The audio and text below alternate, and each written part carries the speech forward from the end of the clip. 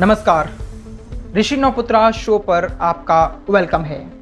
तो जैसा कि आप सब जानते हैं, मोदी साहब ने, जिन्हें कुछ मीडिया चैनल्स आजकल सिस्टम के नाम से भी पुकारते हैं, उन्होंने कोरोना वायरस को मात देने के लिए एक परफेक्ट प्लान बनाया है और वो है किसी की भी बात मत सुनो।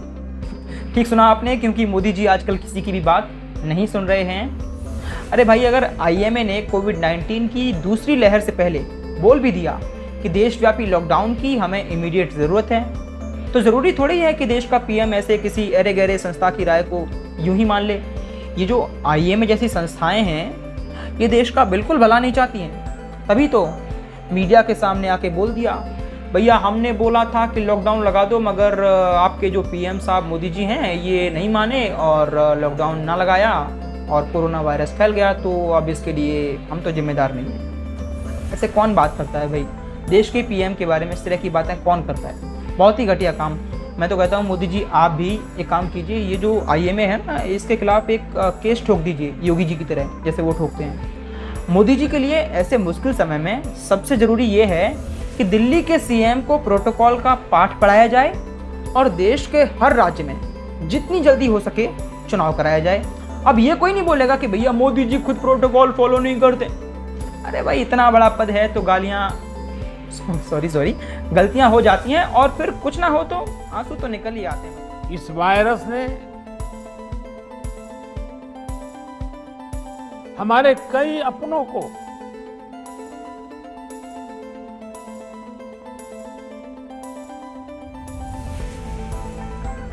हमसे छीना है।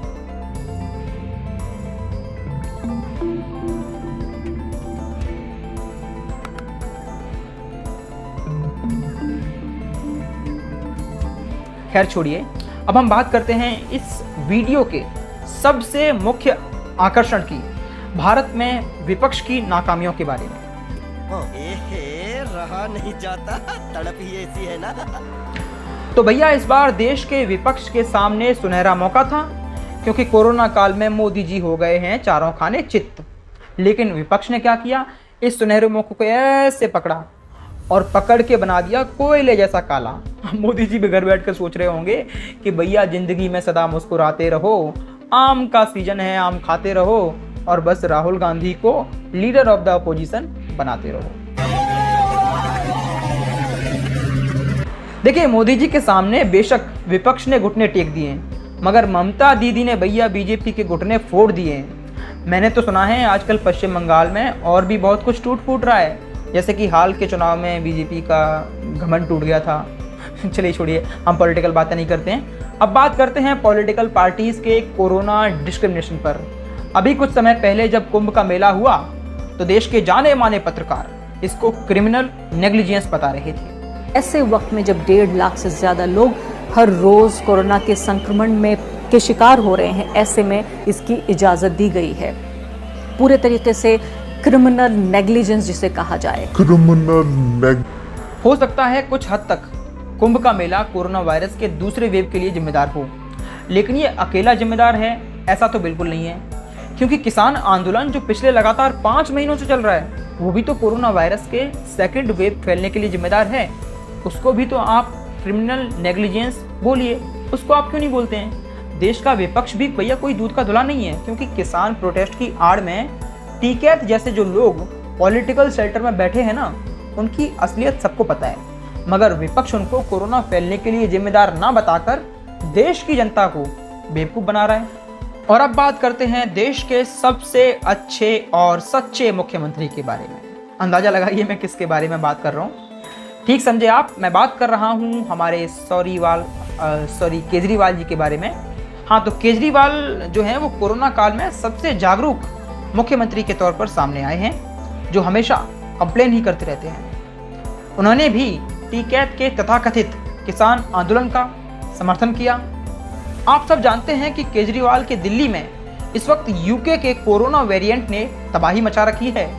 केजरीवाल ने दूसरे वेरिएंट के आने से पहले खुद तो कोई ऑक्सीजन प्लांट लगाए नहीं, फिर वीडियो कॉन्फ्रेंस में हमारे काबिल प्रधानमंत्री मोदी को ब्लेम कर रहे थे। तो भैया मोदी जी ने भी लगे हाथों उनको प्रोटोकॉल का पाठ पढ़ा दिया और बताया कि नहीं नहीं, आप ऐसे नहीं कर सकते हैं और आपको माफ़ी मांगनी होगी। तो केजरीवाल जी ने एज यूजुअल माफ़ी मांग ली। जिस वक्त दिल्ली की जनता को कोरोना की दूसरी लहर का खौफ सता रहा था, तब केजरीवाल जी एडवर्टीजमेंट पर 150 करोड़ रुपए खर्च कर रहे थे। नमस्कार, मैं अरविंद केजरीवाल हूँ, अंदर आ सकता हूँ? भाग यहाँ से। मतलब एकदम हैवी ड्राइवर तुम तो भाई। अब हम बात करते हैं हम सबके फेवरेट राहुल गांधी के बारे में। एक तरफ राहुल गांधी जी कहते हैं आप इवेंटबाजी बंद कीजिए। इवेंटबाजी, अच्छा, तो फिर राहुल गांधी जी ये क्या है? और मैं प्रधानमंत्री जी से कहना चाहता हूं कि ये किसान हटेगा नहीं। प्रधानमंत्री को ये नहीं सोचना चाहिए कि किसान और मजदूर घर चले जाएंगे, नहीं जाएंगे जब तक ये कानून वापस नहीं लिया जाएगा। अच्छा ठीक है, मत हटाओ किसानों को वहां से, एक काम करो, टिकैत को लेकर जाओ वहां से, अपने घर पर बैठाओ, हमें क्या। मगर एक बात बताओ मुझे कि कांग्रेस अपने ही राज्यों में क्यों कोरोना का प्रसार नहीं रोक पा रही है? कांग्रेस शासित राज्यों में इतना मिसमैनेजमेंट कैसे हुआ? We have seen pictures of bodies outside the biggest government-run hospital in the city of Raipur, and Raipur's chief medical officer said this is because they don't have enough freezers to keep the bodies. हाँ, तो अब बात Solomon भाई के घर के बारे में। अरे महाराष्ट्र के बारे में बात कर रहा हूँ। महाराष्ट्र कोरोना के मामले में देश में सबसे बुरी हालत में है, लेकिन इसके बावजूद भी एक तरफ एनसीपी और शिवसेना ने महाराष्ट्र में लॉकडाउन लगा रखा है और दूसरी तरफ ये फार्मर्स प्रोटेस्ट को भी सपोर्ट कर रहे हैं। पता नहीं ये क्या करना चाहते हैं। ये ठीक वैसी ही बात है कि आप दिन भर पीटा को ट्वीट करके जानवरों को बचाने की बात करो और रात को जाके आप आराम से जामिया मस्जिद के बगल में जाकर मियाँ करीम के कबाब उड़ाएं। अरे जाओ भी यार, झूठे मक्कार लोग। खैर, आज के लिए बस इतना ही। और भी तमाम और वीडियोस के लिए आप हमारे चैनल को सब्सक्राइब कीजिए और साथ ही साथ हमारे बेल आइकन को भी प्रेस कर लीजिए, जिससे कि आने वाले हर वीडियो की अपडेट आपको मिलती रहे। धन्यवाद।